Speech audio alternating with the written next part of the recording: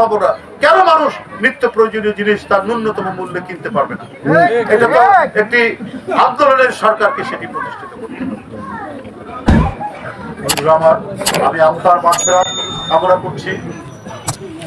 সোহানুর রহমান নয়নের আল্লাহ যেন তাকে বেহেশত নসিব করুন।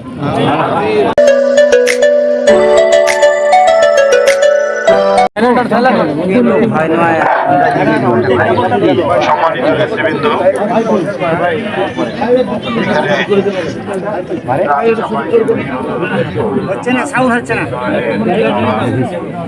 উপস্থিত রয়েছেন বিএনপির জাতীয় নির্বাহী কমিটির সাংগঠনিক সম্পাদক, রংপুর বিভাগের সাংগঠনিক দায়িত্বে সাবেক মন্ত্রী, সাবেক এমপি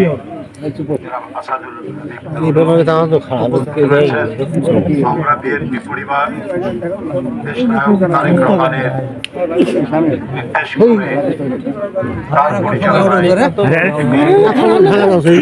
মানবতাবাদী সংগঠনের আহ্বায়ক আতিকুর রহমান রুম্মন, রংপুর জেলা বিএনপির আহ্বায়ক সাইফুল ইসলাম, সদস্য সচিব কাকু সহ উপস্থিত পিঠাপুকুর অঞ্চলের সকল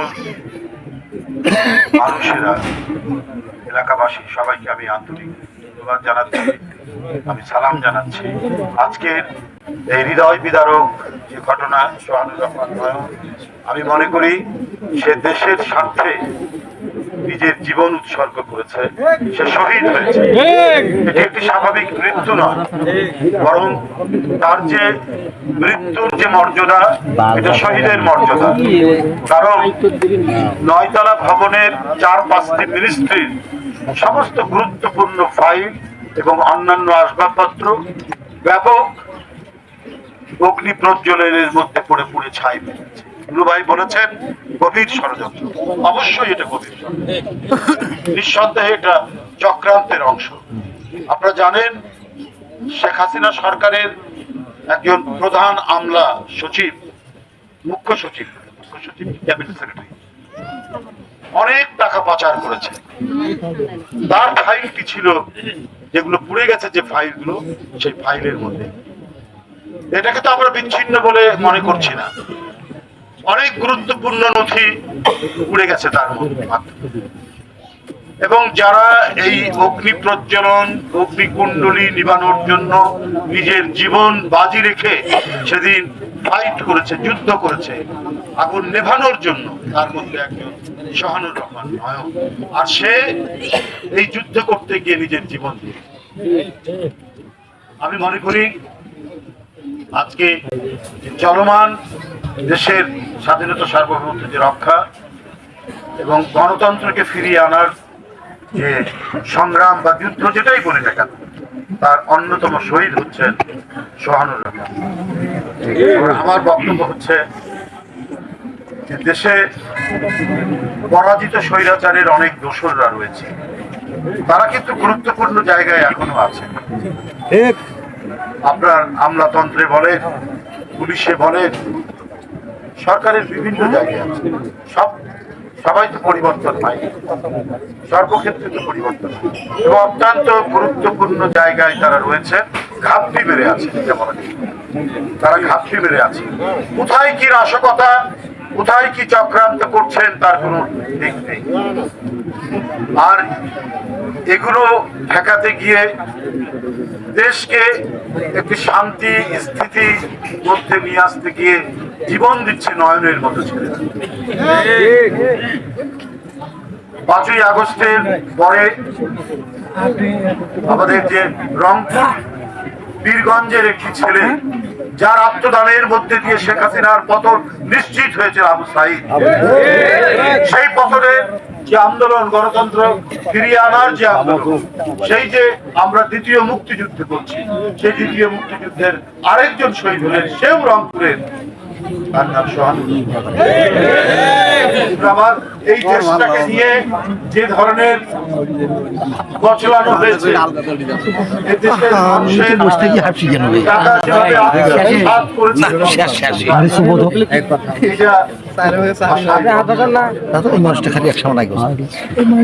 আজকে সাবেক প্রধানমন্ত্রী হাসিনার পুত্র সজীব ওয়াজেদ জয় এবং তাদের নামে মার্কিন যুক্তরাষ্ট্রে 350 বিলিয়ন ডলারের টাকা পাচারের আরেকটি কাহিনী উঠেছে, যেটা মার্কিন যুক্তরাষ্ট্রের সর্বোচ্চ কেন্দ্রীয় গোয়েন্দা সংস্থা তারা এটা তদন্ত করছে। সুতরাং যারা জনগণের এই টাকা পাচার করেছে, এটাতে একটা ঘটনা উঠেছে, আরো কত ঘটনা আছে। সেই ঘটনাগুলো চাপা দেওয়ার জন্যই 9 তলা ভবন এর কয়েকটি মিস্ত্রি আপনার স্থানীয় সরকার, রাস্তা, রোড, ডাক এবং বললাম স্থানীয় সরকার এবং ডাক্তার মিনিস্ট্রি, এগুলো গুরুত্বপূর্ণ ফাইল দিয়ে দেওয়া। এর মধ্যে যে কত করাপশন, কত দুর্নীতি, কত হাজার হাজার কোটি টাকা পাচারের যে কাহিনী ছিল, সেটা যাতে আপনার আলোর মুখ দেখতে না পারে, সেই কারণেই চক্রান্ত ষড়যন্ত্র করা হয়েছে। সুতরাং আমাদের সামনে অনেক কাজ বাকি আছে। আমরা যদি গণতন্ত্রকে একটি স্থায়ী রূপ দেই, আমরা যদি আমাদের স্বাধীনতা সার্বভৌমত্ব রক্ষা করতে পারি, তাহলে এই দেশটি টিকবে, এদেশের মানুষের নাগরিক স্বাধীনতা নিশ্চিত হবে। পার্শ্ববর্তী দেশ থেকে দেখেন, গোটা পৃথিবীর সমস্ত দেশ রাষ্ট্রনায়করা তারা শেখ হাসিনার এই পতন এবং নতুন যে একটা গণতন্ত্রের সম্ভাবনার জন্য তারা এদেশের গণতন্ত্রকামী আন্দোলনরত যারা শহীদ হয়েছে এবং যারা সংগ্রাম করেছেন, আহত হয়েছেন, প্রত্যেকের প্রতি তারা সংহতি জানিয়েছে। কিন্তু একটি দেশ জানাতে দ্বিধা করছে, তাদের মনে খুব দুঃখ লেগেছে, সেটা হচ্ছে পার্শ্ববর্তী।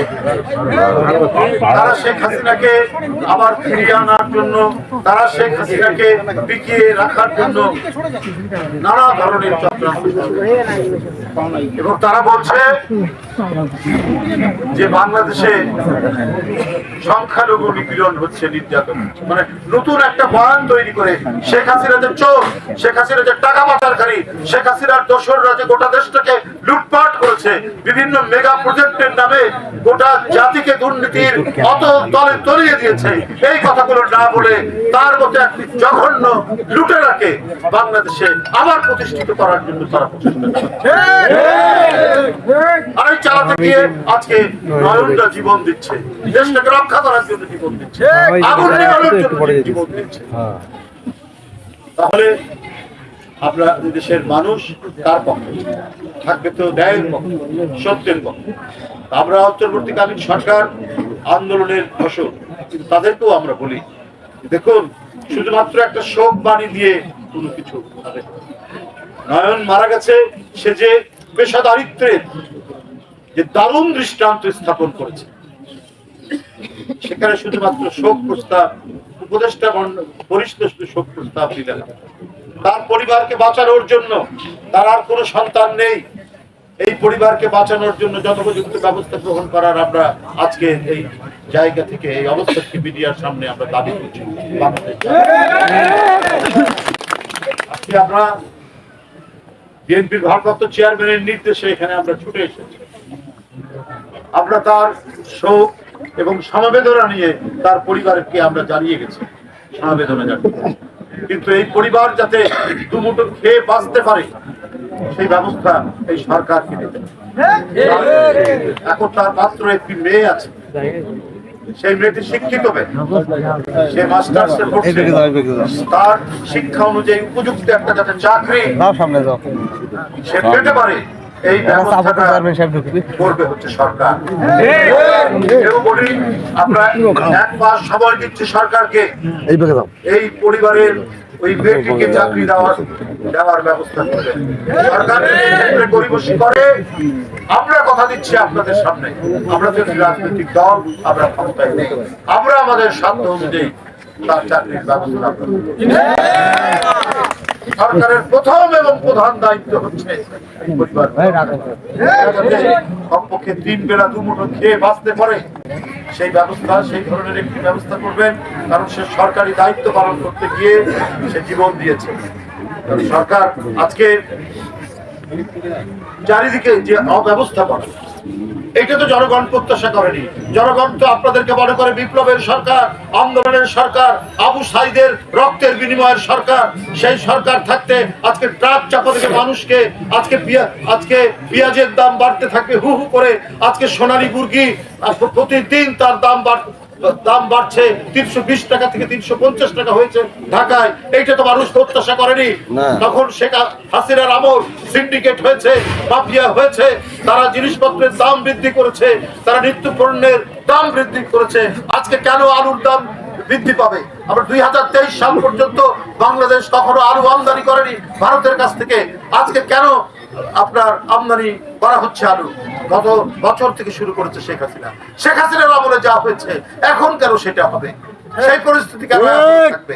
কেন আমাদেরকে বেশি দাম দিয়ে আপনার পেঁয়াজ দিতে হবে, মরিচ দিতে হবে, আদা নিতে হবে অন্যের কাছে? এখন কেন জিনিসপত্রের দাম গ্রহণ করতে? এটা তো সরকারের দায়িত্ব ছিল। আজকে কেন আমরা চিনি পাবো না? কেন আমরা আটা পাবো না? কেন মানুষ নিত্য প্রয়োজনীয় জিনিস তার ন্যূনতম মূল্যে কিনতে পারবে না? এটা তো একটি আন্দোলনের সরকারকে সেটি প্রতিষ্ঠিত করতে হবে। বন্ধুরা আমার, আমি আল্লাহর মাগফিরাত কামনা করছি। সোহানুর রহমান নয়নের আল্লাহ যেন তাকে বেহেশত নসিব করুন। আজকে এখানে যারা আমাদের বিএনপির নেতা কর্মীরা আছেন, তারা সব সময় এই পরিবারের পাশে দাঁড়াবে। তাদের বিপদ আপদের আপনারা সব সময় তাদেরকে সহায়তা দান করুন ইনশাআল্লাহ। আমি বিদায় নিচ্ছি আপনাদের সকলের কাছ থেকে। আল্লাহ যেন পরিবারকে সত্যি ধারণ করা